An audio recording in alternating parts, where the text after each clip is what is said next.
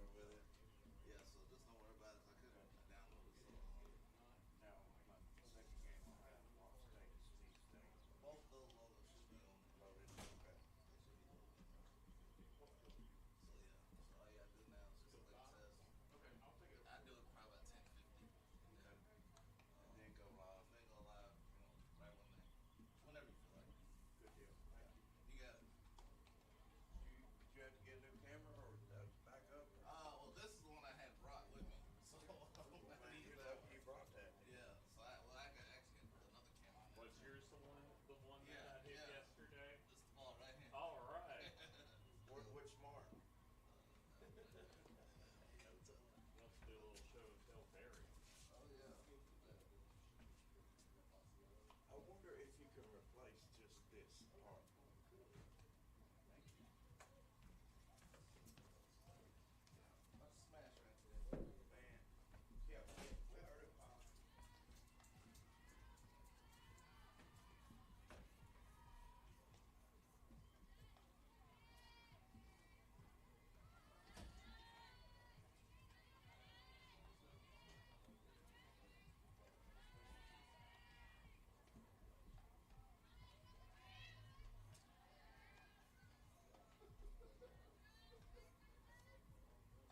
It's crazy. All right, here is the Lake Hawks. Oh,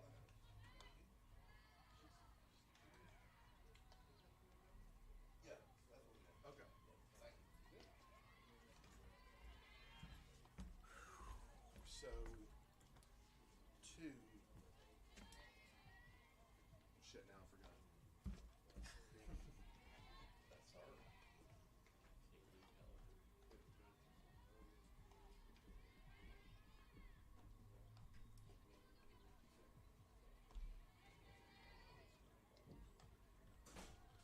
South Florida, I'll double check. Thursday.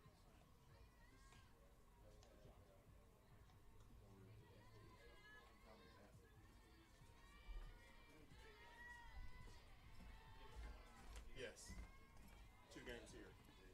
2 games today. 2 games on this field today. Very good. The four o'clock slot has 3 games, but it's 1, 2, 5. So you only have 2, sir. That's all right. Now, do we have 1 on here tomorrow? Or are we just having 2 for the rest? So we do have 1 Saturday. Yeah. There's 1 Saturday on this field. So we'll just have the 11. We'll have an 11 o'clock game tomorrow, and then we will get a finish line for this field. Or is it Tuesday? Um,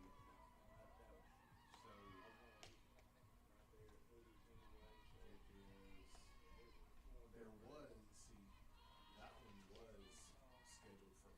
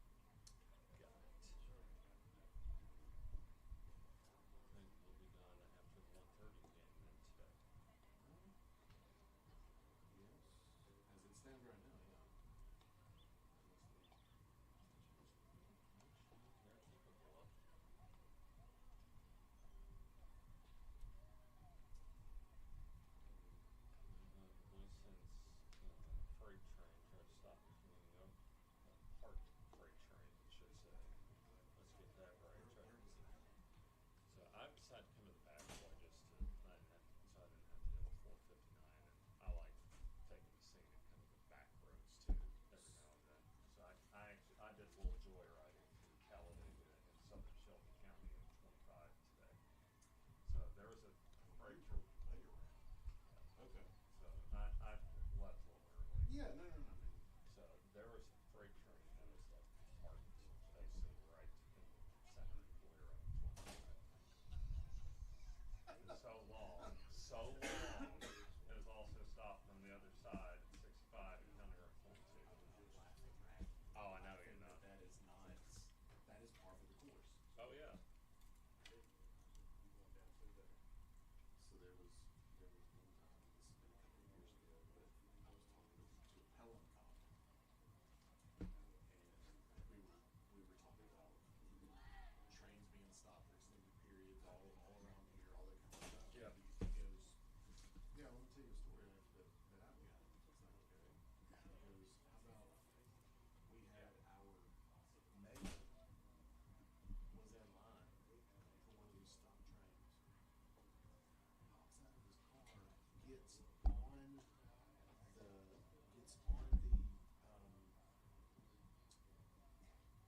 the locomotive,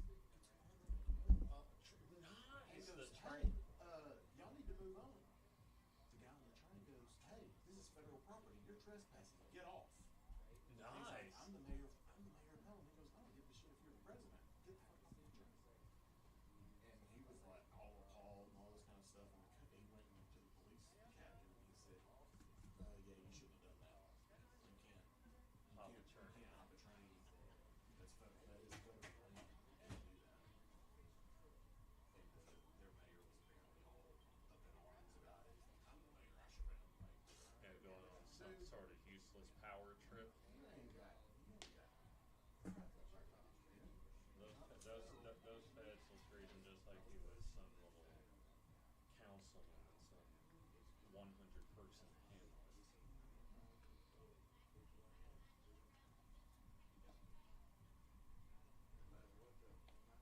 Yeah, stopped trains is not, that's par for the course in Oklahoma. Oh yeah, I know I've heard that all the time as far as train stopped in more inner city-ish neighborhoods.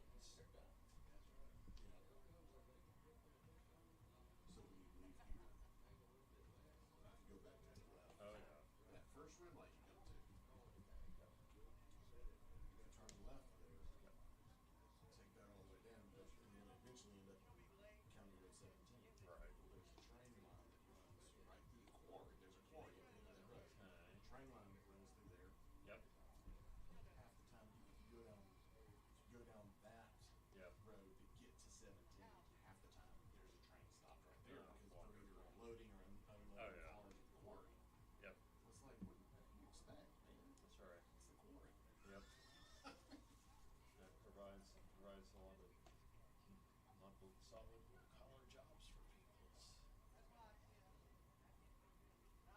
for peoples. It used to aggravate me when I first moved down here. Yep. But now I've gotten to the point where it's just like, it is what it is. That's right. Until they start building bridges over these Yep. train lines. Yep. Crap we can do about That's it. right. That's right. Everybody's worrying about it. The one thing that does bother me though is if you got a train go off down in emergency, you're Oh, trying to get somewhere, yeah, that's an issue. then they gotta backtrack and it's a hate That's a huge issue, but to the powers that be, do something about it. listens at top off, so let's turn a negative into a positive. I'm not trying to be Debbie Downer. Oh, I know you weren't being Debbie Downer, but yeah. It's just, It's an annoyance, but like I said, we can turn that into a positive to be able to, let's just go ahead and fill up the half tank before I go home today. that's a negative. Oh yeah, there's several. Princess Irredondo. Princess Irredondo. I will mention it as far as the NJCAA all need to. In fact, there are about a couple of those on here.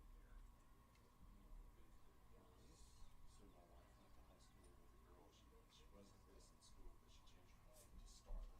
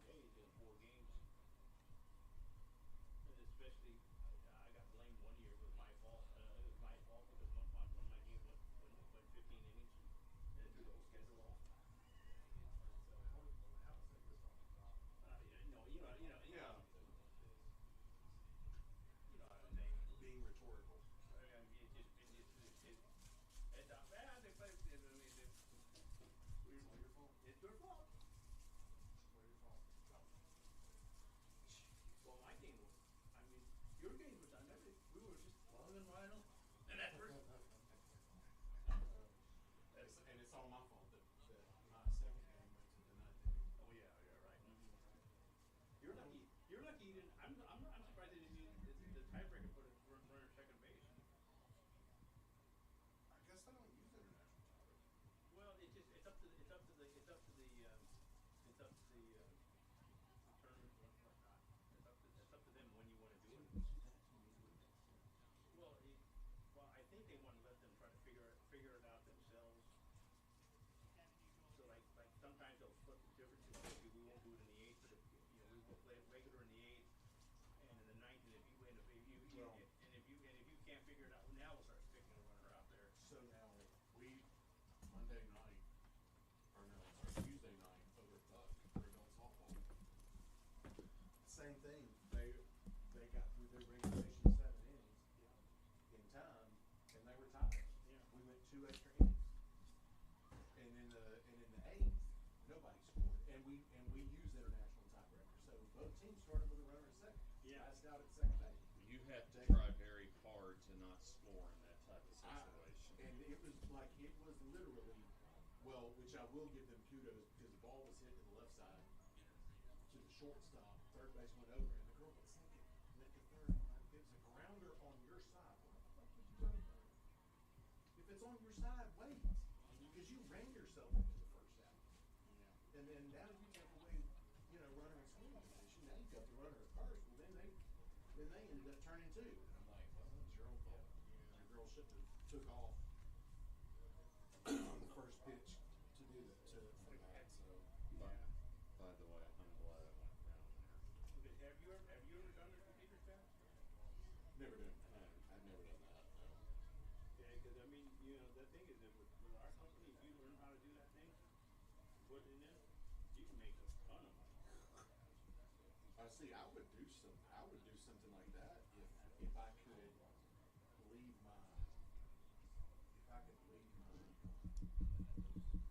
job at the specialty ones, because it's starting to become weird. Becoming is so woke that it's becoming more of a military kind of thing, because they're like, oh, you got up. Why were you gone for 11 minutes? Had to go to the bathroom. Well, you need to make sure you put on your time sheet that you weren't working at that for those 11 minutes. That's just not acceptable. Are we serious? That's just not acceptable. Like, I can't go to the bathroom. Yeah. It's almost like which my wife said, well, that sounds almost like the Amazon class action lawsuit, because there's some stories out there. At some Amazon warehouses, the people have to stay at their workstation their entire shift outside of lunch. And there were people using the bathroom on themselves because they had to go. Oh Their my supervisor God. let them go. Yeah. I don't know how much truth there is to that, but Yeah, I get it. I wouldn't know. But it's like, I'm looking for something to get out of the So I furnace. got to see the D1. I got to see the D1 tournament last year. And it was really good. And so Chris said, Chris set it up for me. So you have to work the first few days because we're on 2 fields, blah blah blah. Right. And there's 6 games a day on both fields. And so once you got that set, Right. then we're on the single field. Right. Okay, now you just help out. You give the guy a break. Right. Yeah. Sure, because he's gonna be sitting there, in one spot for 6 games. I said, yeah. Well, that makes sense. Right. Then we got down to like 4 games on Thursday, Friday. I said, no. I got it. So what he did was, I didn't have to work, but I was already credentialed. So I said, can't you give me a room for the like the hotel to start off to go back and forth? Yeah, sure, no problem. So I had a hotel room. I already credentialed. Already had a parking pass. So I just go watch it. Sat there watch the game. What's going on? Doing great about you? Okay. You didn't get your camera broke last night. No, that wasn't me. That was Kamari. You looking at me, trying to remember me. Yeah. Oh yeah. It's not. We do so you so. Okay. But How are you? Good, how you doing? I'm Doing Tanner. great. James, good to see you. How are you? Well, I know that. I know the university was looking for a game operation for next year at Mount Powell. And what does that entail? You make sure that you collect the money for the concession stand. You make sure that everything's on the press table. You make sure that the umpires have you're the operation person to make sure that the event runs. See, I could do that, but you probably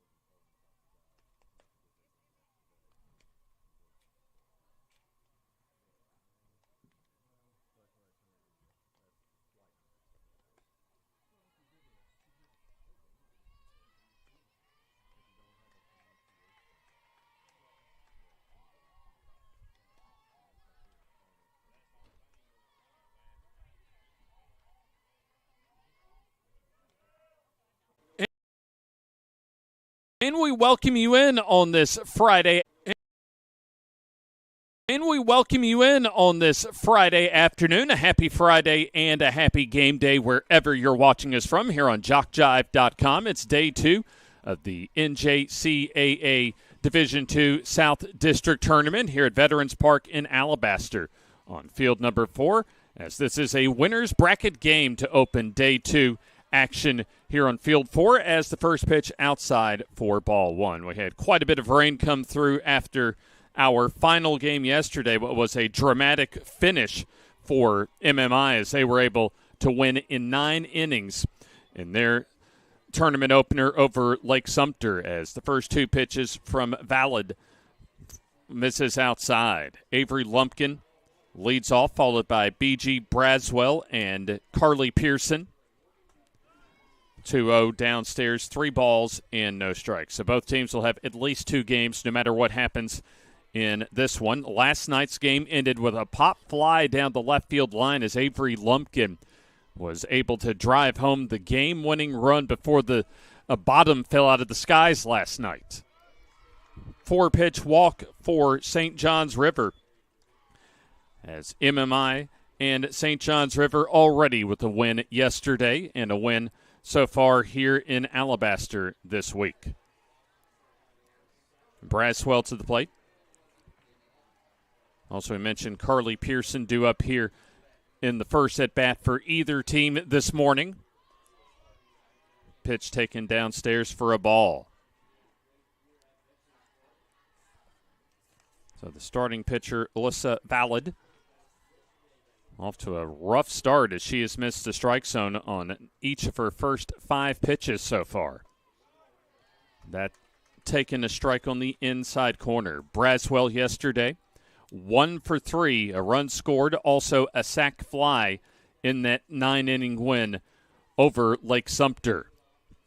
Second Florida team that MMI has faced in as many games here in Alabaster, as there's a strike to make it 1 ball and 2 strikes.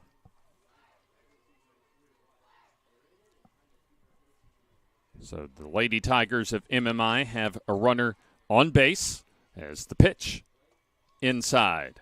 Screwball action that time. Let's go ahead and take a look at the St. John's River defense, as Granger in left, Catherwood in center, and Lewis in right field. Elder is the third baseman.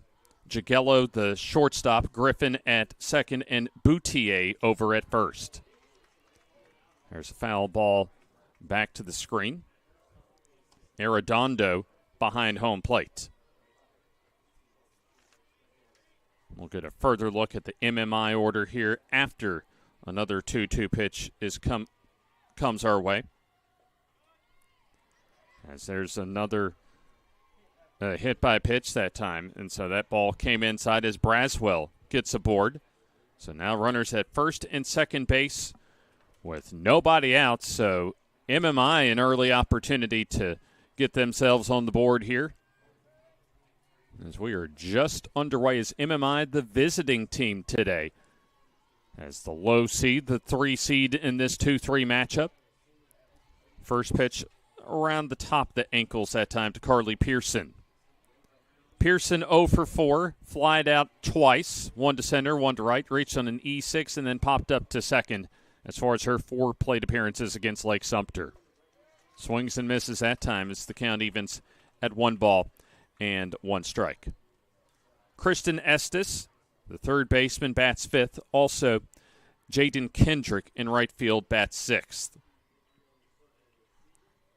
Bunt shown taken on the drop ball as the count goes to 2 balls and 1 strike. Katie Robbins, the designated player, bats 7th. Savannah Neighbors bats 8th. And then Emily Mackin bats 9th. So basically a similar lineup we saw from MMI yesterday.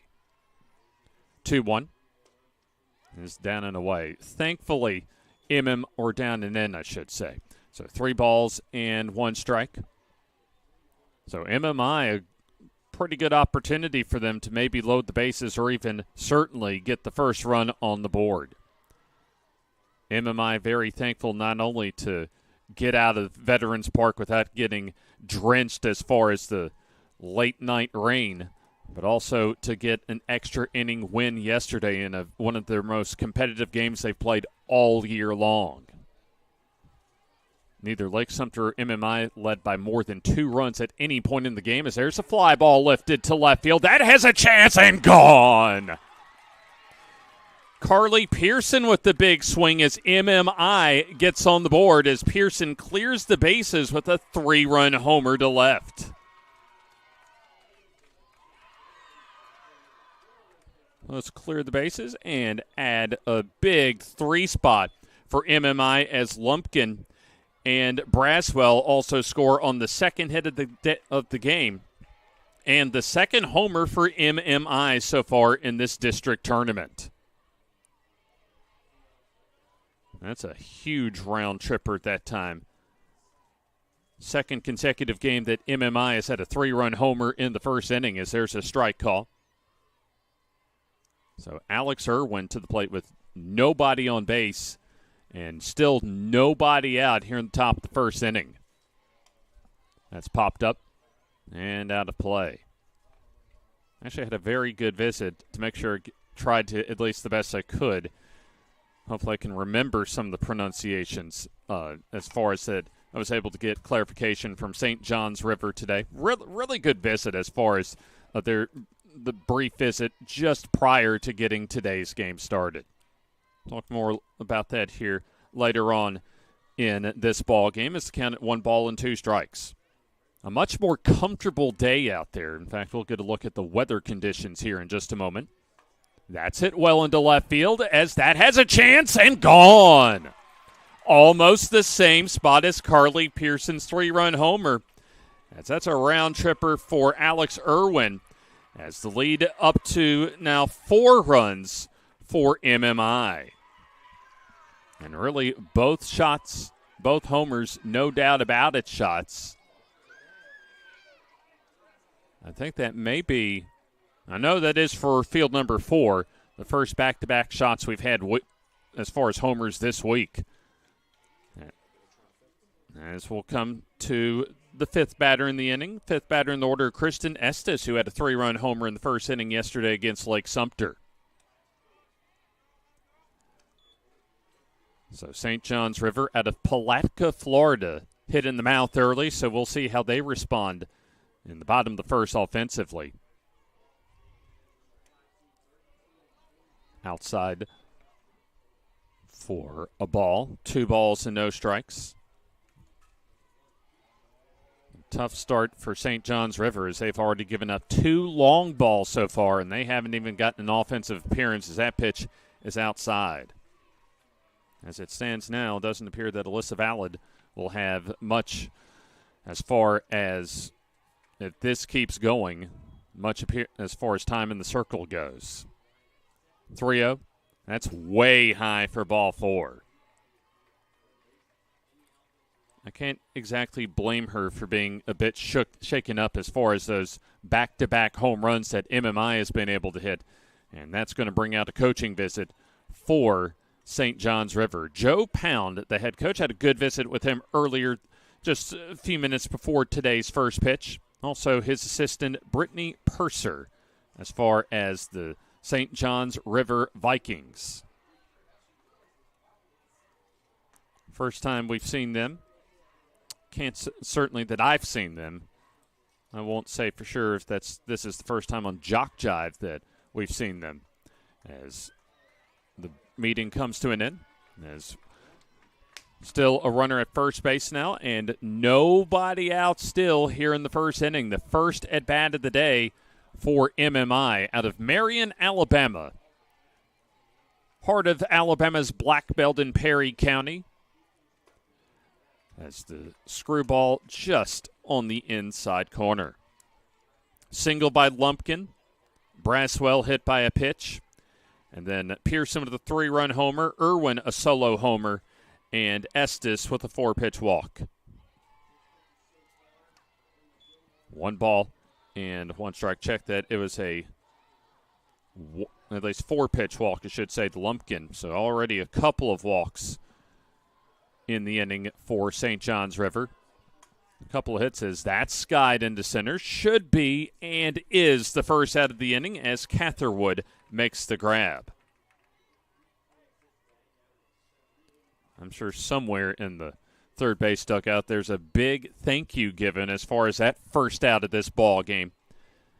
As we're now to the seventh batter in the order, seventh batter in the inning, and Katie Robbins, the designated player. So Jaden Kendrick flies out to center field. Already a highly productive inning for MMI.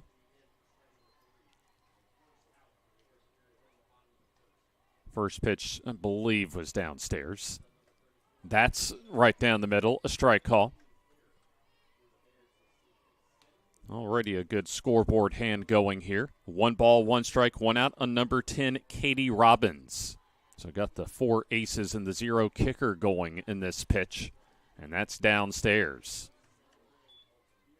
Nice the scoreboard poker, an old, as far as press box game when yours truly was covering Bama softball for Tide 100.9 in Tuscaloosa for Tide109.com. 2-1, swing and a miss. Fastball blown right by Robbins. Right now, the Vikings, the home team today, as they're in the gray tops and the bottoms. 2-2. Swing and a miss for the strikeout. So that'll be the first strikeout of the ball game for Valid. 2 down. And brings up Savannah Neighbors. Neighbors yesterday 0 for 3 with a hit by pitch against Lake Sumter. Pitch on the way, and that's almost hits Neighbors. So MMI has almost batted around here in the first inning. James Hardy with you, by the way, as we appreciate you for joining us as far as our cast of thousands here with our various JockJive on-air talent here for the ACCC softball tournament and NJCAA South District tournament for Division II. 1 ball and 1 strike now. Neighbors takes downstairs. So we'll get our first look at St. John's River offensively, if they can get this out here in the bottom of the first inning. There's already 4 on the board for MMI as a runner at first base, now 2 down, as a hitter's count at 3 balls and 1 strike for Savannah Neighbors.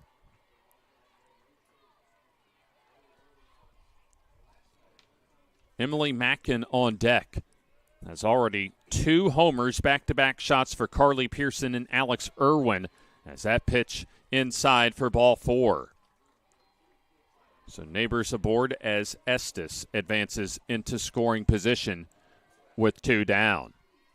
So MMI has now batted around here in the first inning. Emily Mackin to the plate.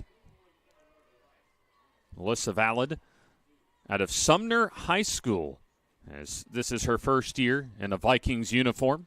MMI in the black tops and bottoms, by the way, in this late morning ball game. First pitch, ball 1. So 3 walks and a hit batters so far here in the first inning for Valid. As the pitch outside. She's not going to last long if she can't get more consistent control over the plate with her pitches, as the count at 2 balls and no strikes. Of course, tricky part for St. John's River as far as game management is concerned is you have to preserve as much pitching as possible in case you get into the elimination side of the bracket, as the count at 3 balls and no strikes now on Mackin. 1 for 3 with a walk, and the walk-off run scored yesterday in the bottom of the 9th inning against Lake Sumter. That's taken low for ball 4. So the base is loaded as the MMI Lady Tigers have now batted around here in the first inning.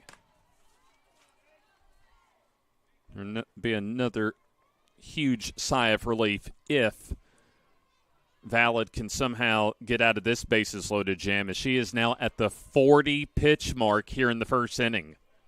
And St. John's River has not even gotten an offensive appearance so far this morning. Avery Lumpkin has some home run power as she takes a strike call. Walked on 4 pitches to begin this ball game and later came home to score on that Carly Pearson 3-run homer. Backs against the wall for the Vikings early on. Swing and a miss as Lumpkin quickly behind. No balls and 2 strikes. Tell you what, give a lot of credit as far as MMI coming out and delivering the first punch of this ball game. Back-to-back homers in the 3-4 spots of their order as there's a bouncer. Should end the inning as the short route from Jagello over to Griffin for the 6-4 fielder's choice. So that will do it here in the top of the first inning as 10 batters come to the plate for MMI as they score 4 as we go to the bottom of the first inning. MMI 4 and St. John's River coming to bat.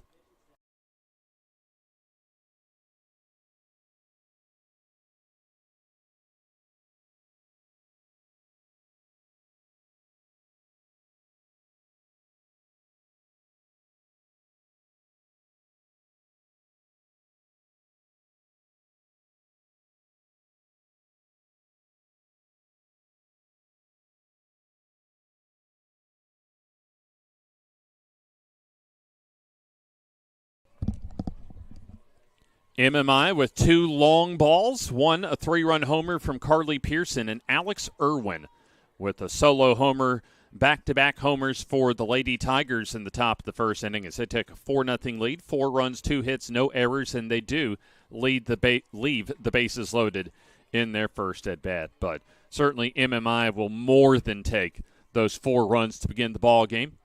As we go to the bottom of the first inning, Taylor Bailey gets the call in the circle. First time we've seen her this week. She has a 4-run cushion before she can even get out in the circle as far as her start today. It'll be Kendall Catherwood along with Kaylee Elder and Alyssa Valid, the first 3 in the batting order. MMI at 42-15 overall here in 2024. Also a very solid resume for St. John's River as there's a swing and a miss for Catherwood. 45-14 for St. John's River coming into today, and they were 26-4 in conference play this season. That's hit into left field. Should be an easy play, and it is for MMI's left fielder in Mackin for out number 1. So fly ball to left field. Put an out on the board for you at home. We appreciate you for joining us here on JockJive today. Kaylee Elder steps up as she takes the rise ball upstairs. Should have our expected high temperature today here in Alabaster, somewhere around the 80-degree mark, so a bit more comfortable than it was yesterday afternoon. As there's a liner into right field. Good job by Elder as she's able to go to right field the opposite way for a 1-out single. Presently 75 degrees under sunny skies and a slight breeze west-northwest about 6 miles per hour. So the Vikings' first hit of the game. Brings up Alyssa Valid trying to help herself as she hits it foul on the first pitch she sees. So she pitched close to 45 pitches in that first inning. So she's going to have, unless she can get a lot of single pitch innings over the next few innings, it's going to be maybe a short outing for her today. Rise ball, more like a fastball that time on the upper part of the strike zone. No balls and 2 strikes.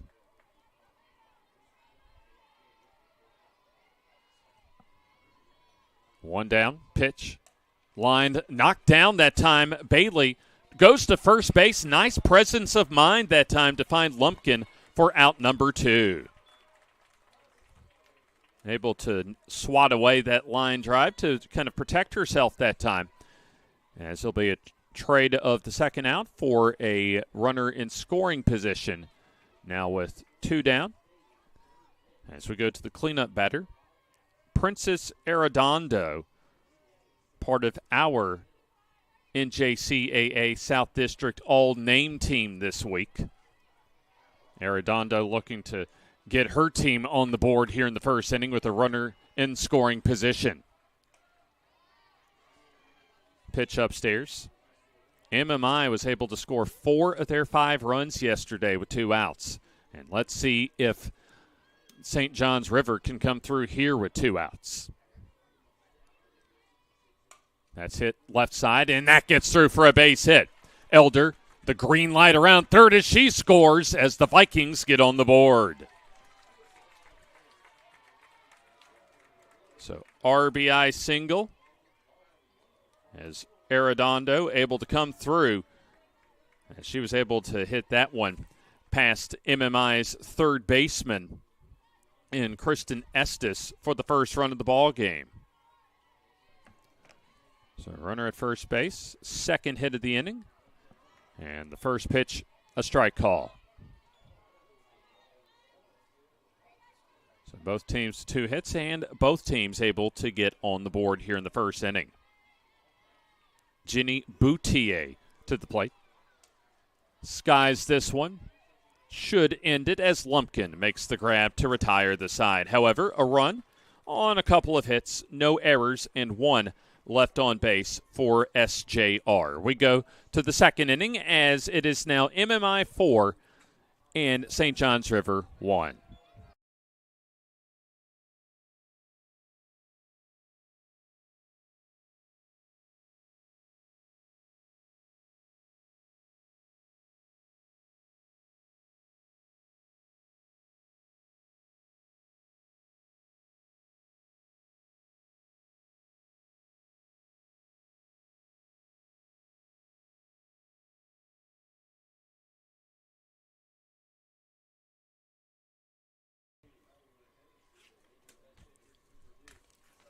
We go to the second inning here on JockJive as St. John's River able to answer at least partially that MMI 4 spot in the top of the first inning with a run of their own in the bottom of the first inning. James Hardy with you as we're on field number 4 for the first of 2 today. As we've had quite a few schedule adjustments due to the at least crazy weather we've had about the last 36 hours or so. Had a heavy thunderstorm come through the area last night. We're supposed to play 3 on this field 4 yesterday. Only thankfully we got 2 full games in yesterday. And MMI able to get their walk-off right before the heaviest part of the rain came through as a strike call. As we go to the second inning for Braswell, who was hit by a pitch and scored a run her last time up, as she evens the count now at 1 ball and 1 strike. The winner will go into a winner's bracket semifinal later on today. Pitch on the way. That's hit into center pretty well as the wind carries it back and over the head of Catherwood. I don't think Catherwood expected that fly ball to go as far as it did, as the wind able to carry it almost to the base of the wall in deep right center field. Call that a double for Braswell. As a runner now into scoring position here as we're in the top of the second inning. Third hit of the day. As that brings up Carly Pearson. Pearson, a 3-run homer her last time up as she takes downstairs. See if we can get a good look as far as Valid's pitching totals so far coming into today. SJR at 45-15 as Pearson a good eye. They're going to appeal, nothing to lose on that appeal, and no swing that time as the count of 2 balls and no strikes. That's a tough angle for the third base umpire to get a check swing on the right-handed batter, but even then, I don't think there was any doubt that was not even close to a swing. 2-0 rise, ball is upstairs, 3 balls and no strikes. So no worries all the way around as far as that appeal on the prior pitch. So it should be a take sign, you would think, for Pearson, And it is, and it's low for ball 4. So Valid has been around, over, and under the strike zone so far today. That's her 4th walk, also has hit a batter. And I wouldn't be surprised. In fact, we are going to see a new pitcher for SJR. We'll step aside and tell you who that is after.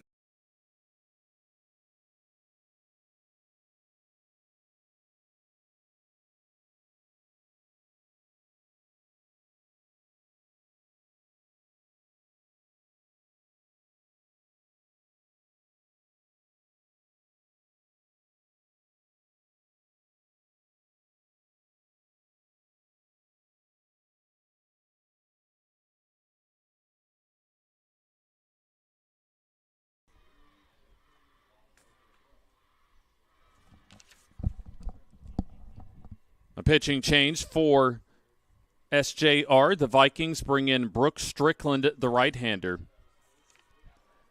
As Alyssa Valid goes just an inning plus today.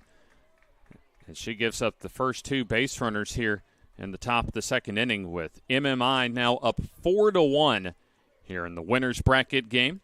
Our first game of the day, 2nd game for these 2 teams here at Veterans Park in Alabaster. And for MMI, 2nd game of the week on field number 4. Alex Irwin also a solo homer in the 1st inning. Bunts this time, and that goes foul.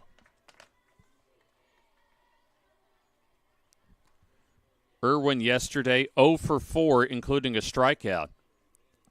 So she's already off to a good start this morning. Brooke Strickland, 26 games played so far this season. As the count now at no balls and 2 strikes, as Irwin quickly behind in the count.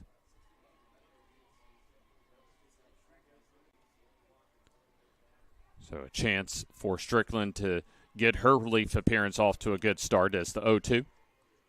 Hit into right field for a base hit. Griffin almost able to come up with a diving grab that time, as now the base is loaded with nobody out here in the 2nd inning. 2nd hit and in the inning, and 4 in the ball game now for MMI. As that brings up Kristen Estes, who walked her last time up. Valid 1+ innings. Gave up 3 hits as the rise ball upstairs. The runners at 2nd and 3rd are Valid's responsibility. A hit batter.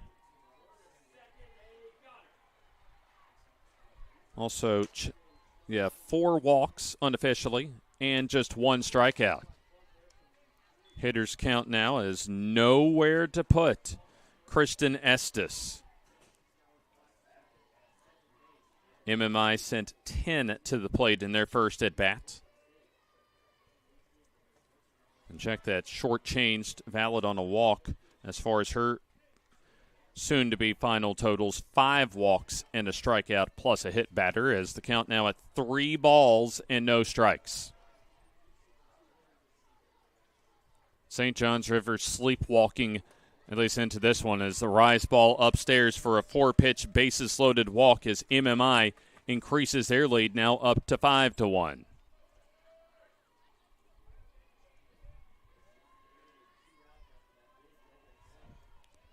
So Estes with the RBI, as that allows Braswell to come home to score.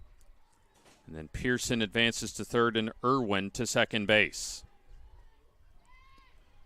Jaden Kendrick flied out to center on the 2nd pitch she saw in the 1st inning, as she takes ball 1. A very rough start for the Vikings as we have time called at home plate. Brooke Strickland came back, or at least came on into the circle a couple batters ago, as there's a foul ball to even the count at 1 ball and 1 strike. Brooke Strickland, a Parish Community High School product, trying to at least stabilize things defensively. As the 1-1. That's bounced almost the same spot as the last foul ball. 1 ball and 2 strikes. a couple of competitive games yesterday. As in our first game, it was Bishop State almost able to fight back from an 8-2 hole about midway through as they lost 10-8 in their first game of the day yesterday as a pop-up will drop foul and out of play. And then also the MMI win yesterday, right down, back and forth, right down to the wire as that went extra innings with the Lady Tigers pulling it out 5-4. And that was over Lake Sumter as the 1-2 popped up. Infield fly should be in effect and caught anyway by Elder over at third. So one down. As that brings up Katie Robbins, who struck out her last time up. Yeah, Bishop State fell to South Florida State College yesterday. There's a swing and a miss at the rise ball. Robbins swung right through that one. She had a home run cut. How can you blame MMI when they have 3 homers so far this weekend? Well, that looked like a good pitch to hit, but apparently not the pitch that Robbins was looking for. So no balls and 2 strikes. Strickland trying to get out of trouble. That misses outside of fastball. Not a bad pitch that time, though. See if we can pull up Robbins' numbers as MMI 333 as a team, batting average-wise coming in. That's hit into right, and that's going to drop down to add an extra run as all of the runners will advance in extra base. And so that'll increase the lead now to 6-1 in favor of MMI as Robbins comes through with an RBI bases-loaded single on a 1-2 pitch that time. So Pearson scores, Irwin to third, and then Estes into scoring position. Savannah Neighbors to the plate. She takes a strike call. Neighbors a walk her last time up.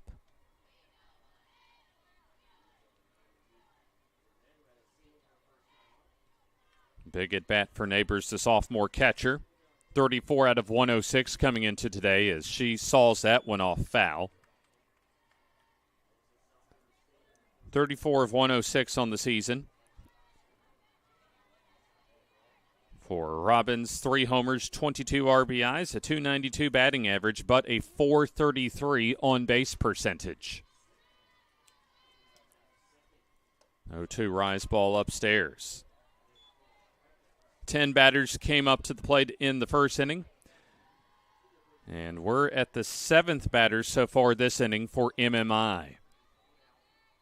They can really put some distance between themselves and the Vikings as there's a foul ball to the third base dugout.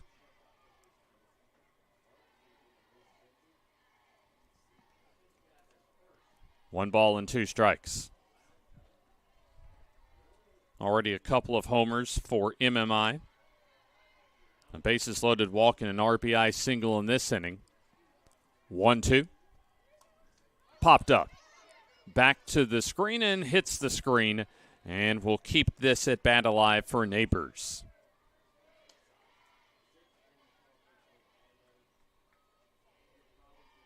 A veteran presence as far as the numerous sophomores on this MMI 2024 roster. Actually, check that. A .321 average, .395 on-base percentage for Neighbors as she skies that one to the third baseman, Elder, for out number 2. So a big out that time as far as SJR is concerned as we go back to the bottom of the order in Emily Mackin. She walked on 4 pitches her last time up. Double by Braswell, single by Irwin and Robbins in the inning, as well as walks from Pearson and Estes, as there's a strike call to Mackin. Infield and outfield playing in on Mackin as that's slapped and foul left side. So St. John's River, the 2 seed, in a lot of trouble right now early as they're down 5, as MMI could practically put this game away if they can come through with a hit here. MMI with a shot in the arm after a dramatic win yesterday, as there's a grounder, and they'll call that foul. Still no balls and 2 strikes. A winner's bracket ball game, so both teams will have at least one more game in this tournament after this one, as that's fouled off and out of play. We'll also get a look as far as the ACCC softball bracket here, and just probably the next half inning. In fact, we'll save that for the next half inning as the 0-2 on the way. And that's outside.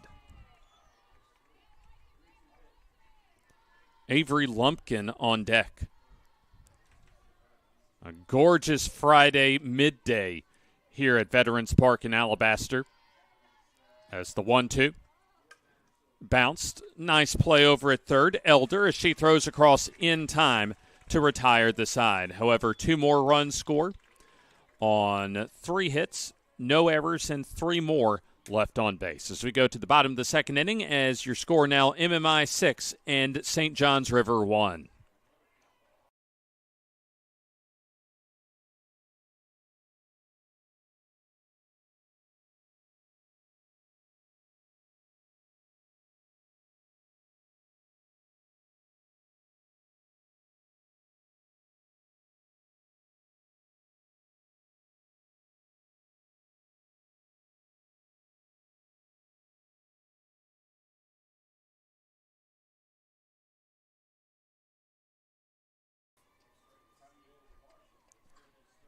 One and a half innings in the books here on field number 4.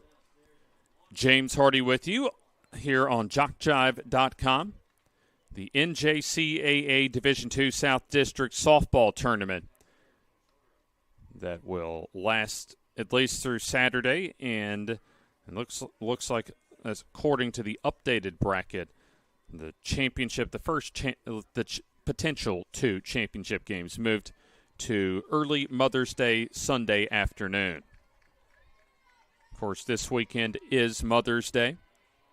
Originally supposed to have what could have been a 1-game Saturday final round, but due to the wet weather last night and the stormy weather, action pushed back basically a full game today.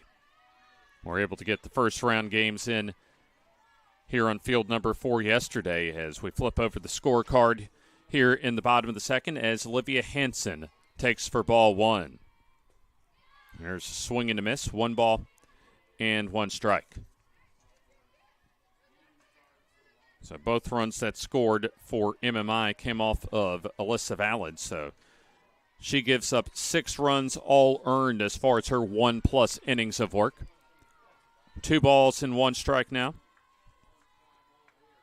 Hansen, her first at bat, is Emily Griffin and also Izzy Lewis due up. 2-1. Popped up.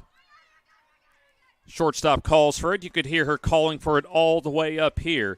And we certainly knew who was going to take charge of that one for MMI, as the shortstop, Pearson, makes the grab. So 1 down here in the bottom of the second inning. Hansen 0 for 1 is Emily Griffin, the second baseman. Swings away and fouls off the first pitch. No balls and 1 strike. Also, let's take a look at some of the MMI defense. We can first take a look at the outfield, as Mackin in left, Irwin in center, and Kendrick in right, as there's a slow bouncer foul. And then the infield, Estes at third, Pearson the shortstop, Braswell at second, and Lumpkin over at first. 0-2. Hit foul. And then catching is Savannah Neighbors once more. Our next game scheduled for sometime around 1:30 Central. No balls, 2 strikes. Pitch our way. Just a little bit high. Like the pitch that time from Bailey, almost was able to get a 4-pitch strikeout. Pitch number 5 in this at bat. Bailey winds, fires. Swing and a miss at the drop ball for the strikeout. So that is Bailey's first strikeout of the ball game, as there's now 2 down here in the second. Brings up the number 8 batter, third batter in the inning, and Izzy Lewis, the right fielder. See if we can get a look at Taylor Bailey's numbers as she gets a first pitch strike call. For that, winner of this ball game takes on either Central Alabama or South Florida State College later on this afternoon at around 4 o'clock Central Time, as the count now even at 1 ball and 1 strike to Izzy Lewis.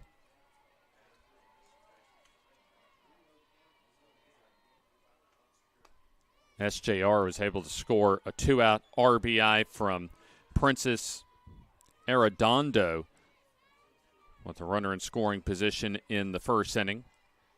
Trying to avoid a 1-2-3 frame here as the count at 2-1. That's hit foul to even the count now at 2 balls and 2 strikes.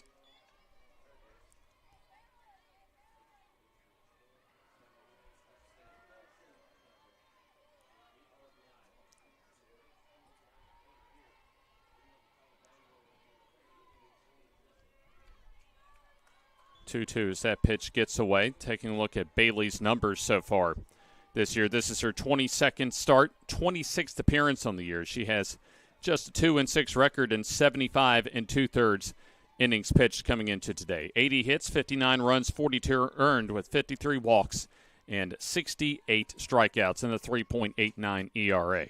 Roller over to the shortstop, Pearson, as she tosses over to first base in time to close out the inning. Nothing doing for St. John's River as we go to the top of the third inning. Still remains MMI 6 and St. John's River 1.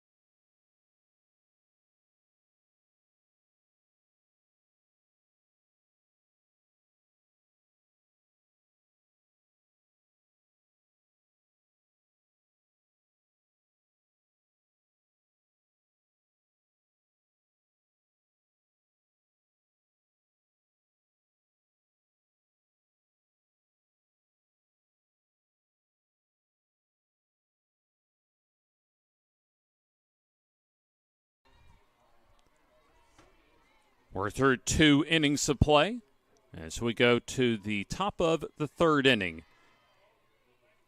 Here at field number 4, St. John's River and MMI. As MMI comes to bat with the top third of the order in Avery Lumpkin. As she takes for ball 1. A walk in the first and a run scored. Also ended the first with a 6-4 fielder's choice. Take a look at Lumpkin's numbers here after this 1-0. That floats in there, a strike call in the outside corner. Lumpkin, 50 out of 173 coming into today. A team leading 17 round trippers and 64 RBIs. Bounced wide of the third base bag as that goes foul.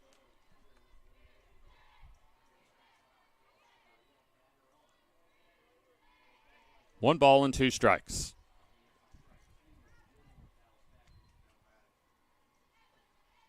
Wind and pitch.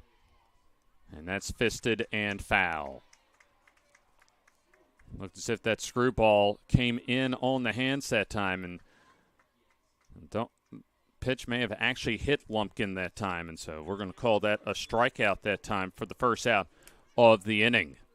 So I don't think there was actually contact made, as there's now going to be 1 down here in the third inning. Still MMI up comfortably as B.G. Braswell has scored twice, hit by a pitch, a double, and her first 2 at-bats as she takes for ball 1. Braswell has reached base now 3 times this week as she lines that right to the shortstop as Jagello makes the catch. Quickly 2 down. Brooke Strickland with a solid outing so far as she's trying to get a 1-2-3 inning here as Carly Pearson. 2 runs scored as she swings and fouls off the first pitch. No balls and 1 strike. Pearson got the scoring started with that 3-run homer in the first inning.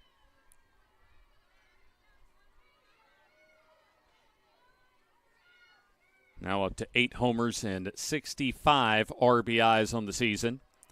Takes inside, 1 ball and 1 strike.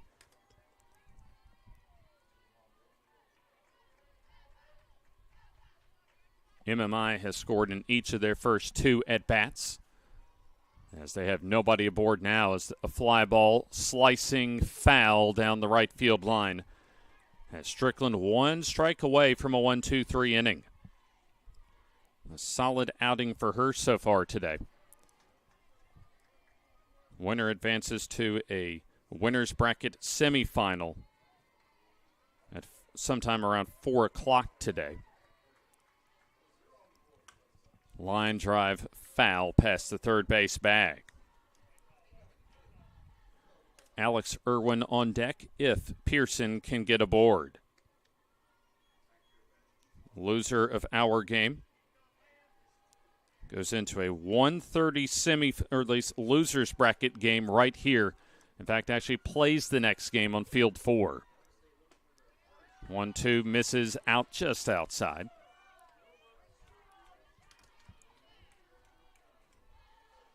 So the count evens at 2 balls and 2 strikes. Strickland winds, fires, yanked foul. Strickland gave up a walk. Also gave up a couple of hits. Officially did not allow a run.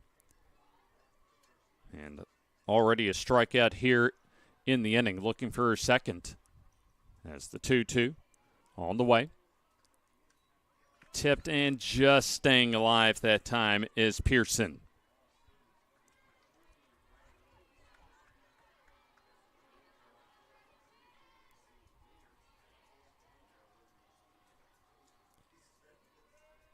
Strickland coming up on her 8th pitch of this at-bat as that's once again grounded foul at the third base bag.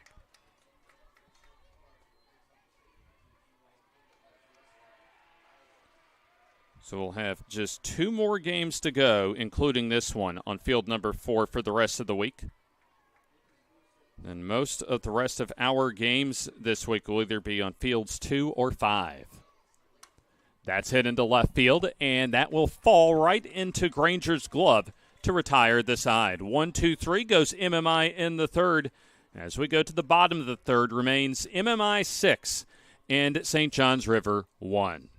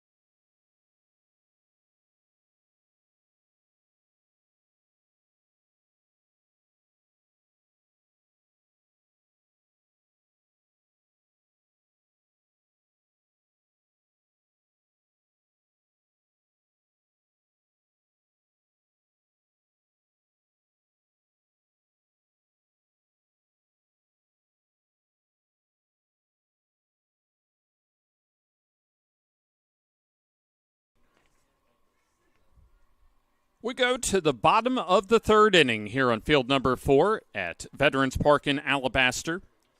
MMI has led wire to wire so far. They scored the first 4 runs of the game in the first inning. and have been able to hold SJR to just 1 run through their first 2 at-bats. 1 run on 2 hits with no errors and a runner left on base for St. John's River. 6 runs on 5 hits, no errors, and 6 left on base so far for MMI. Bailey's first pitch is taken by Carly Jagello, low, the shortstop. Also, Catherwood and Elder in the 1 and 2 spots in the order still to come. Bailey, a solid outing so far, as there's a grounder just past the shortstop Pearson. So that goes into left field for a leadoff single here in the third inning. So a good start is going up to second on the play that time, and now to third on the errant throw, so call that an error as far as the MMI defense is concerned. That's a nice base running play, as the Vikings able to take full advantage that time to move a runner into scoring position. Just 60 feet away now for Catherwood.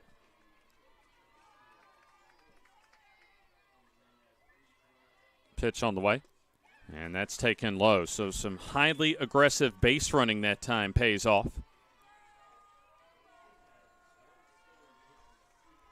As Catherwood an RBI opportunity, flied out to left, her only time up.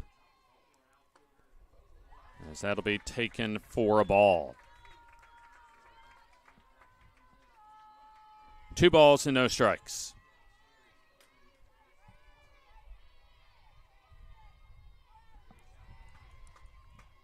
Pitch. There's a strike call.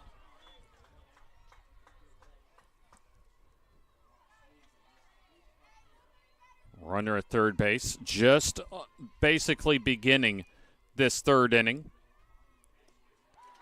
Bailey misses low. Right now, if you're Bailey, you don't want to start issuing walks and giving the opportunity for the 2 seed to get some momentum here in the third after MMI has basically controlled this game the first 2.5. Grounder up the middle, should get the run home as the throw to first base by Braswell to Lumpkin in time. Quality RBI out for St. John's River, as that's the first out of the inning on an RBI ground out, I should say. So that'll be an exchange of an out and a run scored. So that will be a unearned run for Bailey after the error to allow the leadoff batter to get to third, as there's a pop fly caught into right field that time by Kendrick, as Elder retired, 2 down. So definitely makes that run that scored unearned. As we go to the number 3 batter in the order, Melissa Valid spot, as that comes inside. She grounded out back to the box her first time up. Pitch on the way. Hit past the shortstop and into center field, a base hit. 2 hits in the inning now, as the inning will indeed continue for St. John's River, the Vikings. Brings up the cleanup batter, Princess Arredondo, who had a 2-out RBI single in the first. Bailey trying to get out of any further trouble. Pitch on the way. Popped up. Goes out to play over the protective awning on the first base side. So no balls and 1 strike. 5 batters have come up so far for St. John's River out of Palatka, Florida. They won their first game yesterday as a check swing, and indeed our home plate umpire says that Arredondo went around.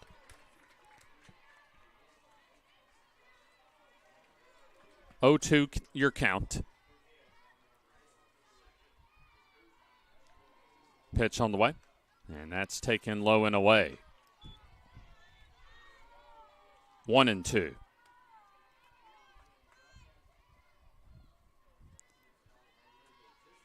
Jenny Boutier on deck. Had a visit with her earlier this morning as the pitch almost our way is that it's just over top of us to the right.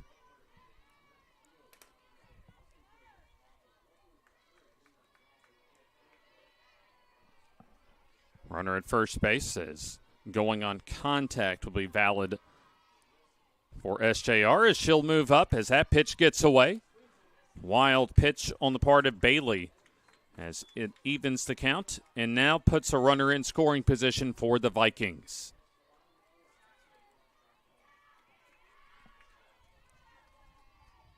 Two down.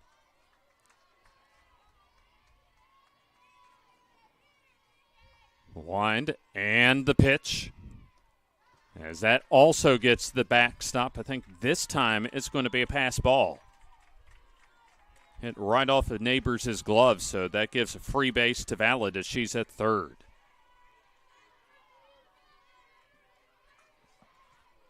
So now a single will definitely score another run for St. John's River as MMI trying to prevent any further damage in the third. Pitch is downstairs for ball four. So first walk of the ball game now for MMI's Taylor Bailey, as that's going to bring out a coaching visit from the first base dugout for MMI. So far, a really good start to their Friday morning.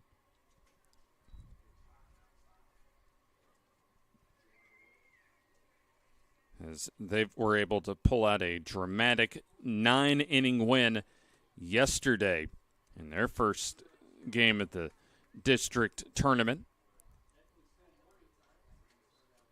Jeff Benson having a nice little visit with Taylor Bailey. I imagine the message is to get that ball over the strike zone. Just let your defense help you out here as runners at the corners with two down. Almost 3 full innings for Bailey. A walk and a strikeout so far. 4 hits allowed in total as a fly ball into left field as that'll be caught by Mackin to retire the side. 1 run for St. John's River. There were a couple of hits in error and 2 left on base as we go through 3 innings of play here at field number 4, and it's now MMI 6 and St. John's River 2.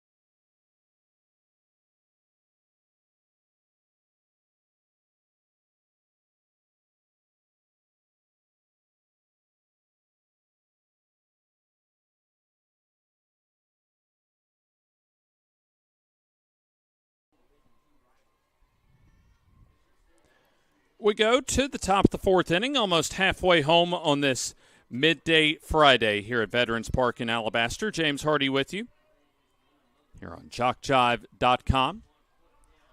As we certainly appreciate you for joining us here on a happy Friday afternoon right now for MMI as they're trying to win their way into the winner's bracket here later today. So we're now at the middle of the order here in the 4th inning. A productive start for MMI as they scored on back-to-back homers, 4 runs in the first inning, and they have not been able to look back since.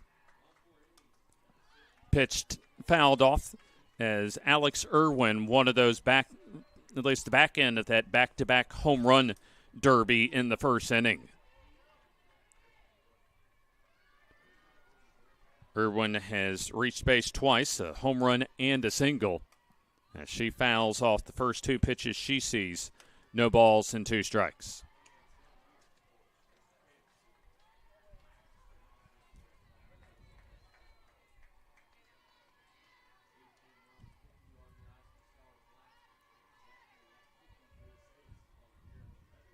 Pitch. Fly ball.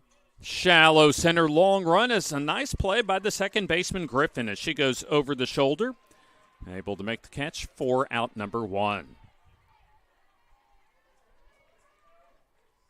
So Brooke Strickland's done a nice job out of the bullpen.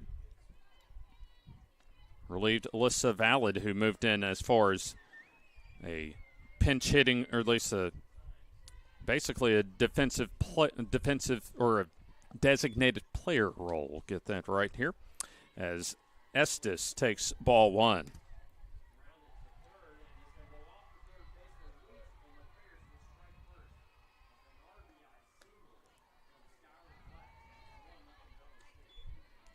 Count at 2 balls and no strikes as Estes walked 2 times so far today. Once in the first and her last time up in the second. Wind in the pitch is taken high.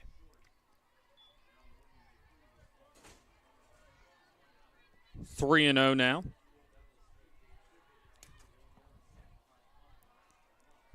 Strickland has retired now 6 in a row since the 3rd inning, as that's taken low. So a 4-pitch walk to Estes as she's aboard now for the 3rd time today, all on base on balls.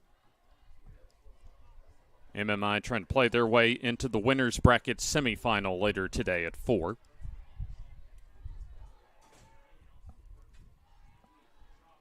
Pitch on the way. Bounce could be 2 as Elder. Griffin over to Boutier for the 5-4-3 double play. Side retired as MMI retired in an around-the-horn double play as we're halfway through. No runs on no hits, no errors, and nobody left on base. We're halfway home. Still MMI 6 and St. John's River 2.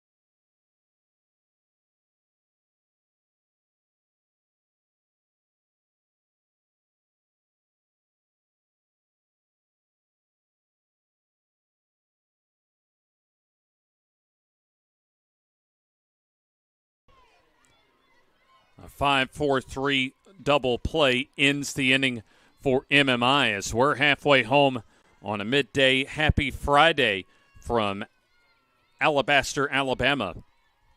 At Veterans Park, field number 4, first of 2 games today for us here on Field 4, and our final 2 games this week as far as the NJCAA South District Tournament. 1 ball, no strikes now as the 6, 7, and 8 spots in the Vikings order for St. John's River. That's bounced fair ball. Should be an easy play. Estes, no. Instead, they say, home plate umpire, that it was fouled off of Hansen that time. So Olivia Hansen, a pop-up to short to begin the 2nd inning. 1-1 now. That's hit into right field, and will go foul. And so it makes it 1 ball and 2 strikes.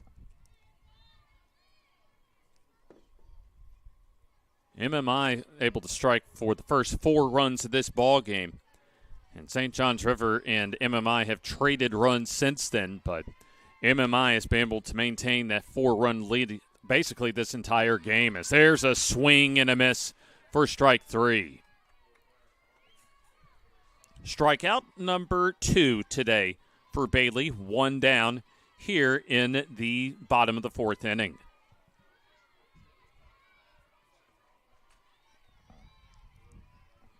Brings up the number 7 batter in the order, Griffin, as she fouls away the first pitch. So the loser of this ball game, as we consult the bracket here as far as who the loser of our game here will face at 1:30. They'll take on the winner of Bevel State and Bishop State as that goes foul into the stands. Bevel State and Bishop State on field number 2 as they're underway. Long since underway at this point. Pitch downstairs on the 0-2. 1 run, 4 hits, no errors, and just 3 left on base for SJR today. Want to get a base runner aboard here. Still a window of opportunity for the Vikings. As a swing and a miss at the rise ball, another strikeout for Taylor Bailey. So 2 down. And that brings up the 3rd batter in the inning, and Izzy Lewis, who grounded out to short to end the 2nd. Bailey had a 1-2-3 inning in the 2nd, and then gave up a couple of runs, 1 in the 1st, and then an unearned run in the 3rd. Has not really given up the big hit so far today, so a very effective outing for Bailey so far. And Bailey, you wouldn't consider certainly a top as far as the pitching rotation for MMI this season, with just a 2-6 record, I believe, coming into today. But she's had maybe her best, most effective outing so far this year.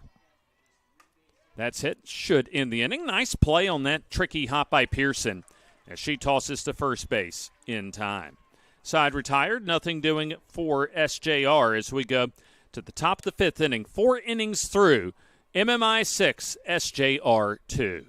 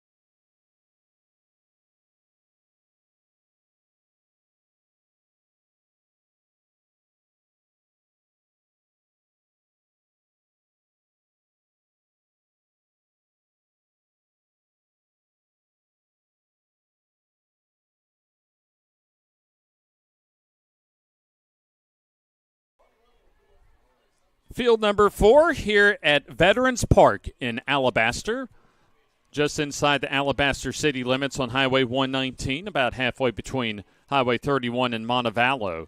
As the first pitch of this half inning, top of the 5th, as Katie Robbins gets an HBP. James Hardy with you, as a lot better weather today than we had yesterday. As the last time we saw MMI prior to today, they were at least enjoying the early beginnings of a lovely light show on Thursday evening. MMI able to come up with a pop fly that dropped to win the game, as a nice diving stop of that pop-up on the bunt as Elder comes in to make the grab. So 2 pitches and 1 down as Savannah Neighbors tried to lay down a sacrifice bunt and instead popped it up as it was Elder coming over to make the grab in between home plate and the circle. Emily Mackin so far 0 for 1 with a walk.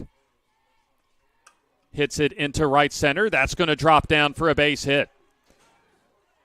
Ball knocked around by Lewis, but no worries as she's able to get it back into the infield. So appears that MMI, the last couple of batters now, not including the hit by pitch, able to, one, a bunt pop-up, but that time, solid single by Mackin as 2 runners aboard now with 1 down. First hit in the inning, first hit since the second for MMI. It appears we will have a substitution check-in. I think. We'll see here in just a moment. Lumpkin comes up to the plate. Walk and a run scored in the first. Fielder's choice to end the first and a strikeout to begin the third. MMI has led by 4 ever since the first inning. They took a 4-run lead after their first at-bat. Led by 3 after 1 full inning of play. And then added a run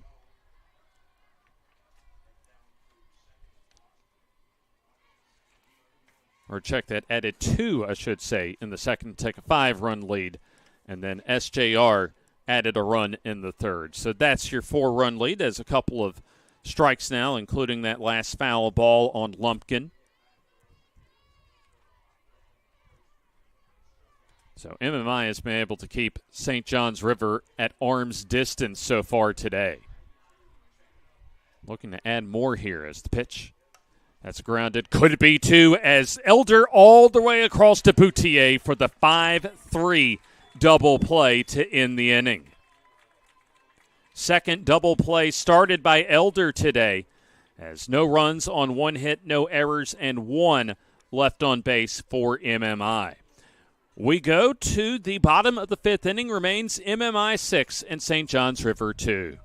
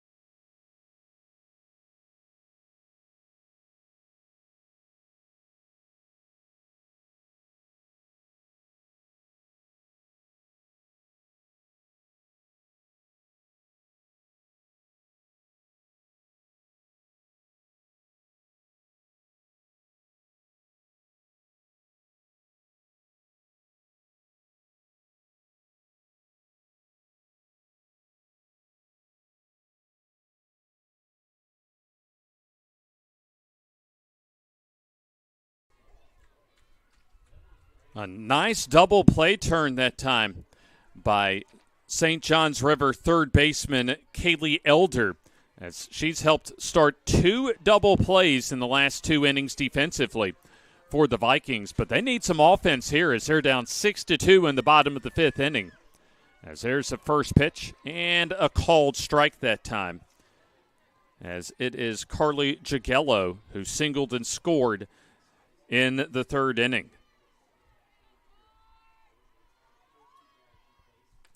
Pitch is taken outside that time. 1 ball and 1 strike. MMI 6 runs, 6 hits, 1 error as they've left 7 runners on base. Rise ball up and away. St. John's River has had an outstanding season so far this year as they won every conference series in the regular season. Nearing 50 wins overall this year as the 2-1 on the way. Grounded past the third baseman Estes for another base hit for Jagello. So she's 2 for 2 in the number 9 spot. Certainly gives a chance for St. John's River to set up a nice bottom of the 5th inning offensively, which they're down 4. Still a narrow window of opportunity for them, but they've got to make something happen, especially with the top of their order now due up. Kendall Catherwood, an RBI ground out her last time up as she flies one into left center. Long run as the catch made by Mackin, 1 down. Be very interested to find out the pitch count here as far as Bailey's concerned, because a lot of, at least, this will be pitch number 60 coming up as Kaylee Elder to the plate. So now Catherwood 0 for 3 with an RBI ground out. I mentioned as far as Jagello, her second base hit, 5 hits in total for the Vikings of SJR, is 1 ball, no strikes now on Elder. Single run scored in the first, fly out to right in the third. Bailey comes home. Swing and a miss. Off-speed pitch that time. So you're looking at probably about the 14 pitch per inning mark if Bailey can continue the pitch rate through the end of this inning, as that's fouled off. So certainly complete game territory potential for Bailey. But the most important thing for MMI, they want to be able to topple the 2 seed and advance further in the winner's bracket. Foul ball makes it 1-2. Rise ball upstairs. In fact, let's take a look as far as the regular season journey for SJR. As we've mentioned, a ton of wins for them this year. A lot of success down in Palatka. Won their final 5 regular season games, as there's a liner into left field for Elder. 2 for 3 now. Good 2-strike hitting, as moving up to third on the play will be Jagello, and into second is Elder.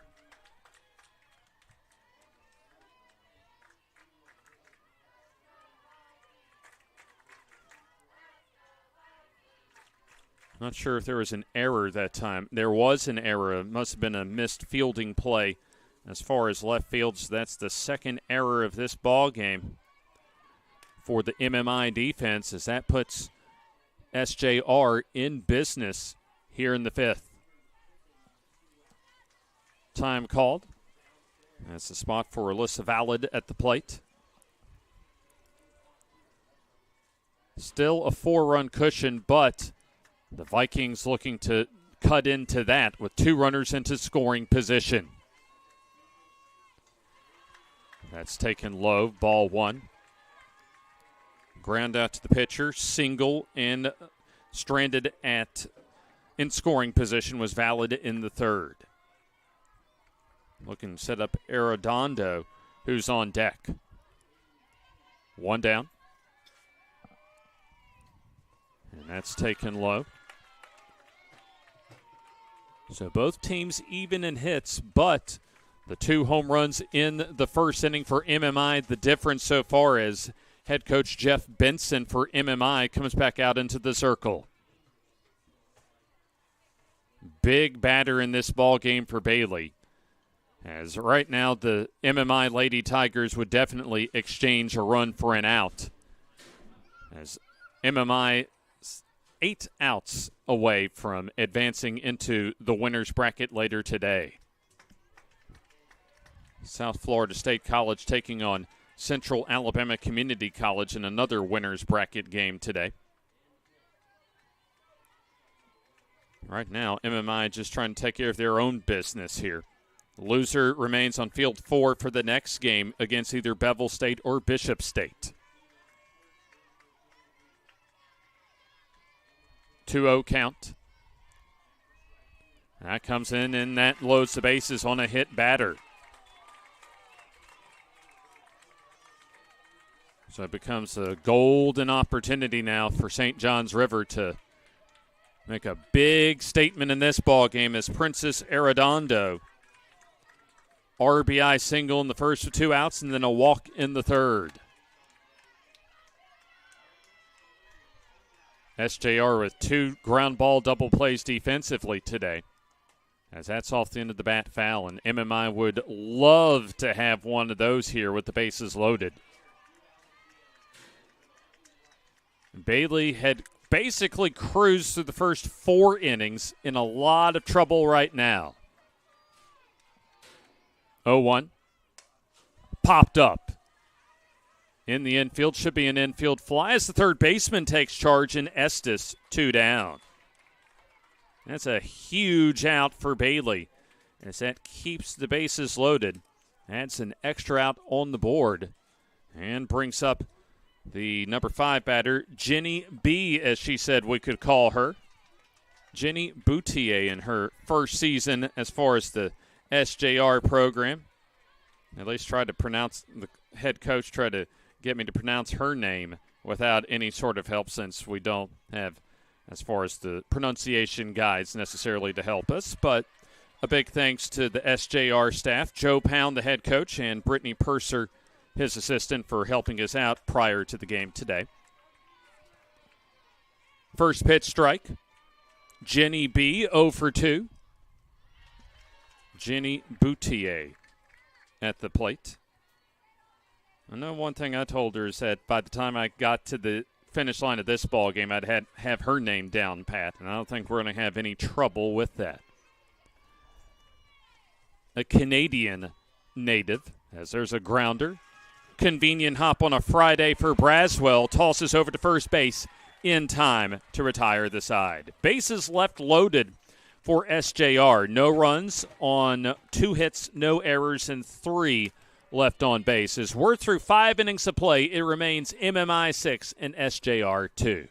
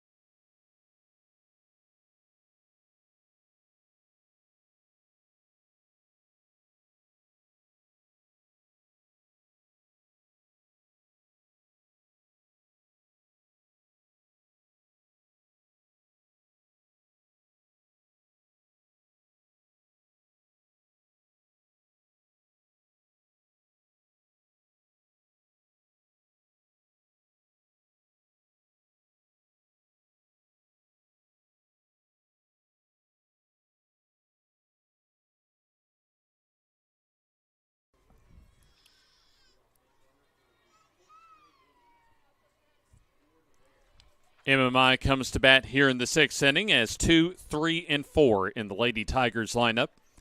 B.G. Braswell ahead in the count as she has been hit by a pitch, doubled in the 2nd, and lined out in the 3rd.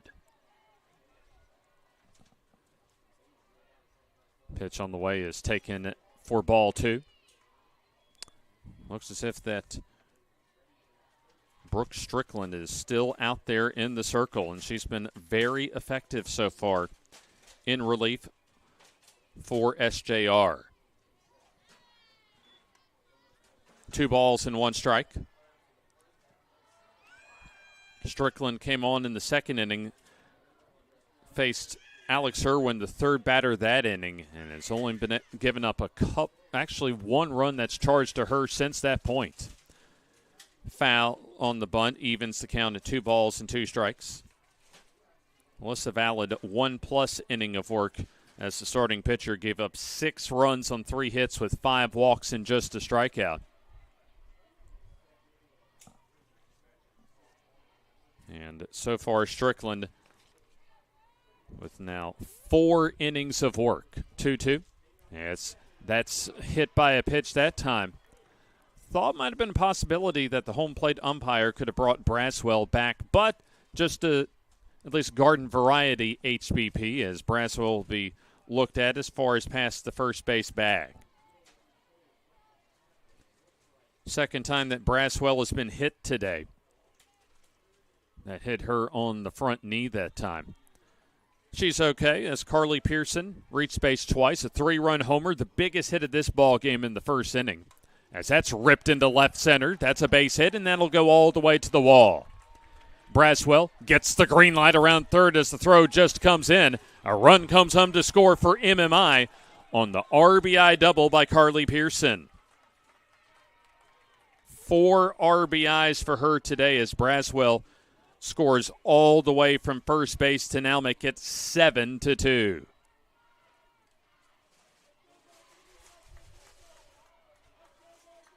Is a huge hit, especially after SJR left the bases loaded with just one out and could not score in the last half inning. There's a rip into left field. Pearson advances to third as a base hit for Alex Irwin, as she now is 3 for 4. One of the best games that MMI has played all season long so far, as there's still an outside chance for them to come up with a run rule win today. Kristen Estes, a couple of 3 walks checked that, including a bases-loaded walk in the second inning. So now runners at the corners for MMI, as they have a couple of hits in the inning, as that pitch is taken inside for a ball. They got 2 hits in the first, both long balls, 3 in the second, 1 in the fifth, and now 2 here in the sixth. So 8 in total for today's game. 1-0 on Estes. Swing and a miss as she had a home run cut. Still nobody out.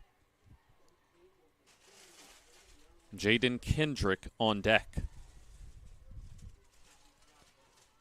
Fly ball should be able to get another run home for MMI, as that's hit into left field. Certainly should get at least one home and maybe more, as that's gone.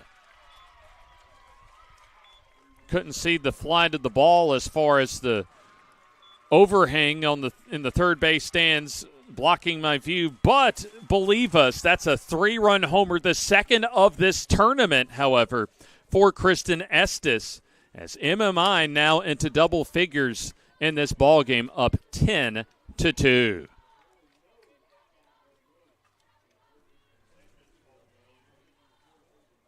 So Pearson, Irwin, and Estes score. So Estes with 4 RBIs today, 7 RBIs here in the district tournament. As that clears the bases, the spot for Jaden Kendrick coming up. Also the second 3-run homer today for MMI, and their 3rd homer of the day.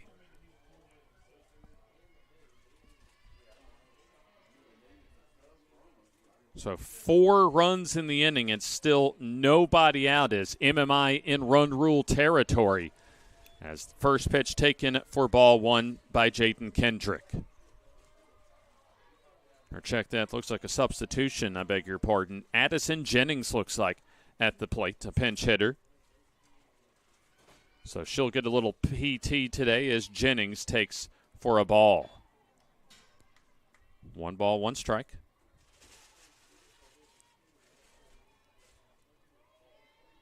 So you have the 3, 4, and 5 batters in the MMI order that each have gone yard today. Pearson, Irwin, both in the first, and then Estes in the last batter of this inning prior to Jennings, the pinch hitter. Jennings' bat handle pop-up as that's foul. Let's pull up her stats so far in 2024. As the count now at 1 ball and 2 strikes. MMI has led wire to wire so far, as that's popped up and almost comes to our broadcast location foul. A short hop away from getting a souvenir that Kamari Darrington did yesterday after a foul ball wrecked a bit of his camera equipment yesterday. A little show and tell that he can take home with him after this weekend. 1-2. That's off the end of the bat, foul. Jennings staying alive in the at-bat. First time see her this weekend. 23 out of 81 offensively. 3 homers, 15 RBIs on the season, a .284 average. She skies that one and goes foul. .284 average, a .410 on base percentage for her. Has fouled off several pitches so far in this at-bat. As Brooke Strickland is giving a good effort out there, but MMI appears to be in position to put this one away. As the 1-2 upstairs on the rise ball. SJR still in search of their first out of the inning, as the first 4 batters in the inning for MMI have all scored. 2-2. Fly ball, and that hooks out of play.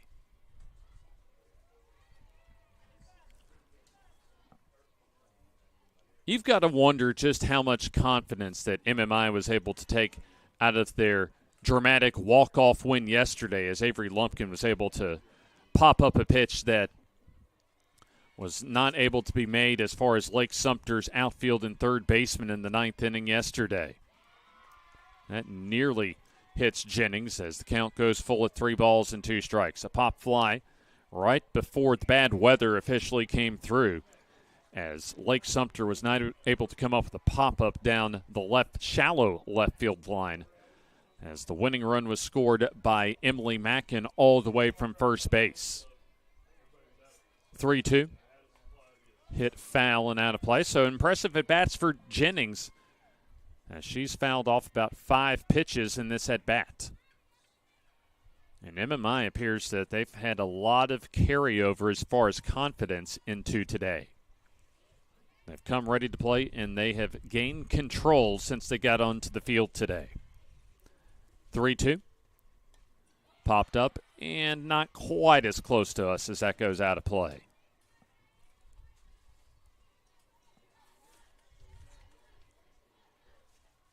So another foul ball. So this is pitch number 80 for Brooke Strickland. Came on in the 2nd inning as the 3-2. Once again, foul and out of play. I think we're about 11 pitches now in this at-bat, as it's certainly gone full now, and still nobody out in the 6th inning. Right now, the chances of SJR playing the 1:30 game here looking highly likely, as the pitch once again fouled off. SJR, assuming they cannot come back from an 8-run deficit, we either play Bishop State or Bevel State.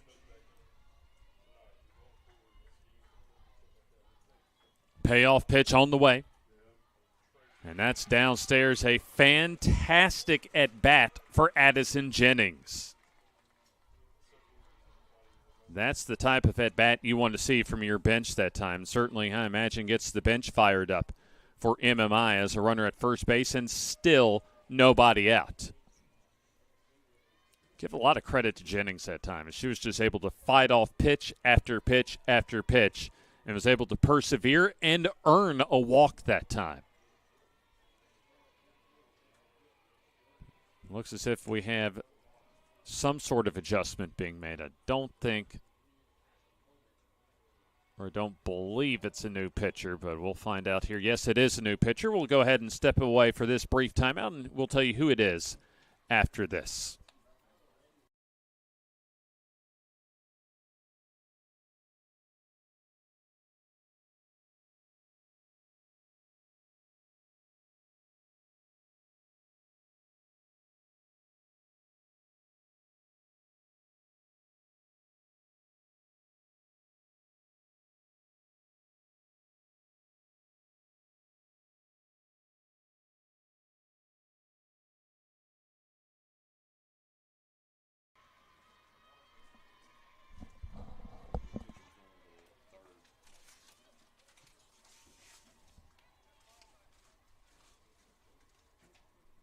A lot of changes to be had as far as defensive changes for SJR, as you have a new pitcher on the mound for the Vikings.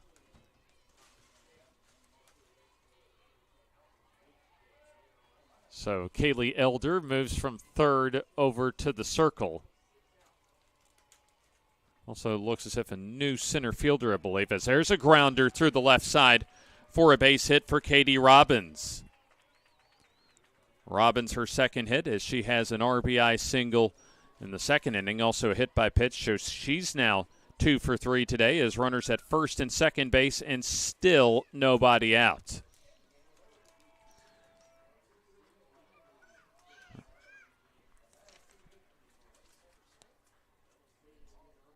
So I believe looks as if Granger was able to come into center field earlier as the pitch taken for a ball.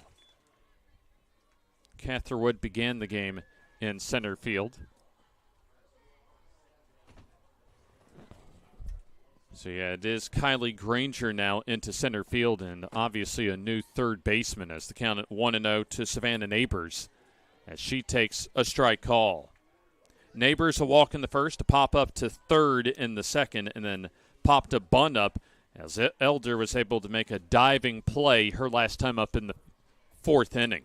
Check that, the fifth inning. We're in the top of the sixth as the bunt shown and laid down.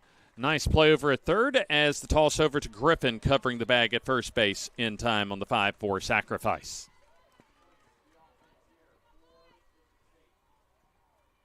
So now I think we got Jagello that now is over at third, moved over from her shortstop spot. I'll tell you, there were a lot of substitutions.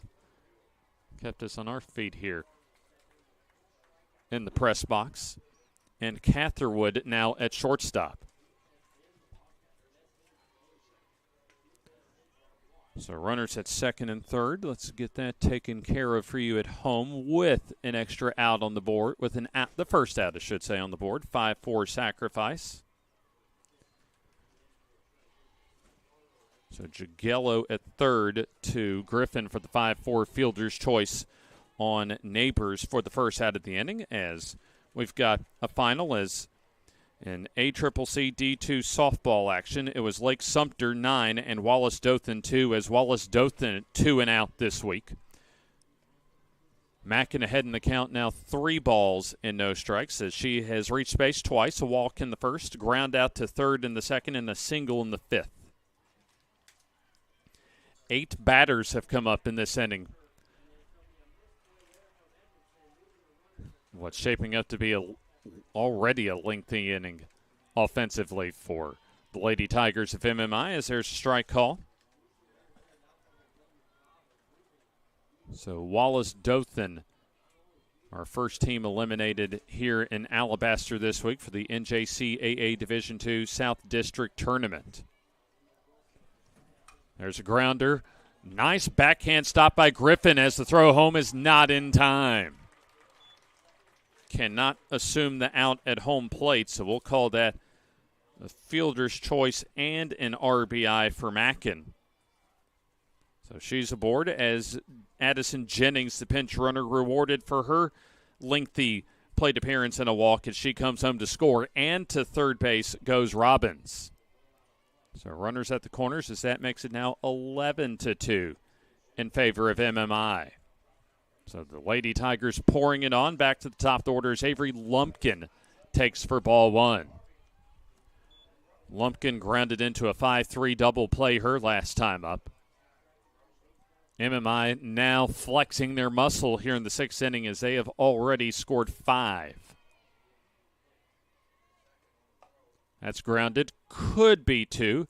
As check that, Catherwood just goes to first base, and that's going to be an RBI ground out. Productive out for MMI as that's out number 2 in the inning. And coming home to score will be Robbins from third. Mackin advances into scoring position, and for the second time today, MMI has 10 batters come to the plate.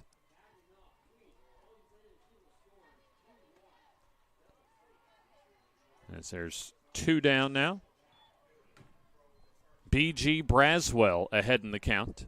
Hit by a pitch and scored to begin this inning.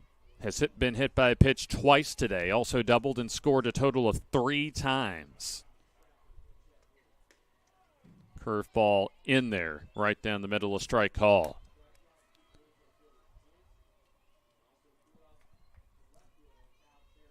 So 6 runs have scored in the inning. That has doubled MMI's run total. 1-1. Swing and a miss at the drop ball. So Elder a strike away from getting out of the inning, as SJR will need a minimum of 3 runs to keep this game going once we go to the bottom of the 6th. 1-2. Swing and a miss for the strikeout. Good movement by Elder to get the strikeout. 10 batters come up for MMI as they double their run total in the inning. 6 runs including a 3-run homer by Kristen Estes, as MMI needs 3 more outs to wrap up a winner's bracket victory. As we go to the bottom of the 6th, a 10-run lead for MMI here on JockJive.com.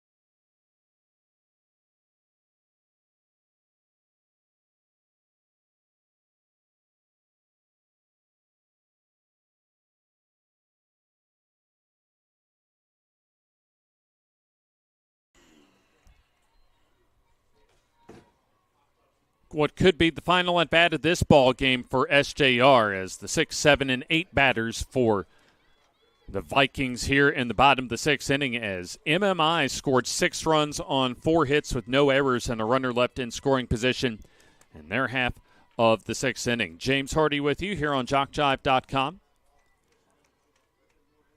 St. John's River needs at least 3 runs to send this to the 7th inning, as Taylor Bailey, already 5 innings of work, has allowed just a couple of runs, 1 of those earned as a first pitch strike call. And a lot of defensive changes for SJR in that last half inning. So let's see if that's reflected here in the 6th inning, as a spot for Olivia Hansen, as looks like a new batter, as looks like Gemma Fusco to the plate. First time we've seen her. Left-handed batter pinch hitting for Hansen. 0-2, taken 1 ball, 2 strikes. Hansen struck out her last time up, as Fusco trying to get aboard. Swing and a miss for the strikeout. So a total of 4 strikeouts today for Bailey. 1 down.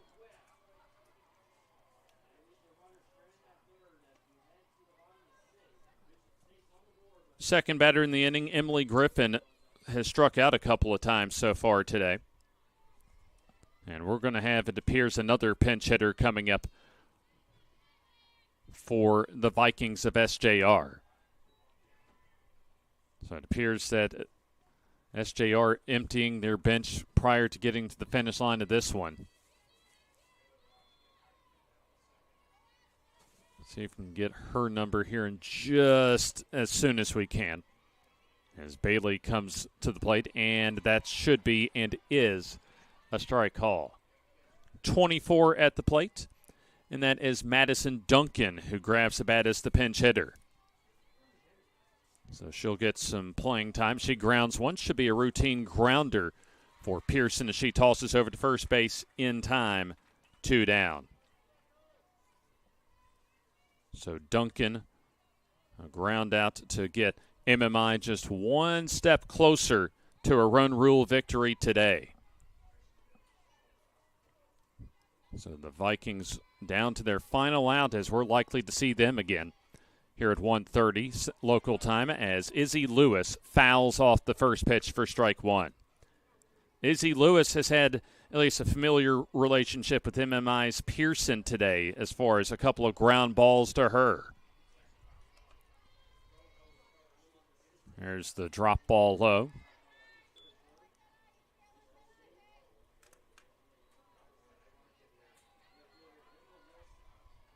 A complete game on the line for Taylor Bailey.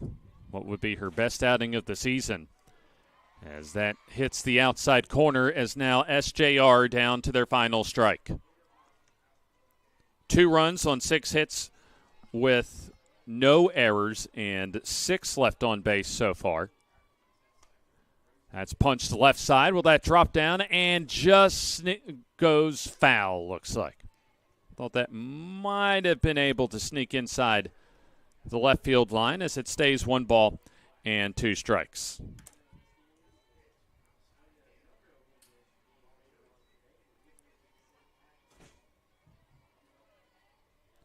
So MMI will face the winner of Central Alabama. As the grounder back to the shortstop as the throw over to first base as Pearson makes the play to retire the side and end this ball game. Nothing doing for SJR, so today for them 2 runs on 6 hits, no errors, and 6 left on base. 12 runs on 10 hits with a couple of errors and 8 left on base for MMI. So MMI advances into the winner's bracket semifinal later today, where they'll face the winner of the other winner's bracket semifinal between South Florida State College and Central Alabama. And then for SJR, it's either Bevel State or Bishop State awaiting them in a little less than an hour. So your final score here in Alabaster. In 6 innings, it is MMI 12 and SJR 2. 3 home runs today for MMI. Carly Pearson, a 3-run homer in the first. Alex Irwin, a solo homer on back-to-back homers for MMI in the first. And another 3-run homer for Kristen Estes in the 6th inning. So we'll step aside here, as we certainly appreciate you for joining us here on JockJive.com. SGR returns to field number 4 here in less than an hour on JockJive.com.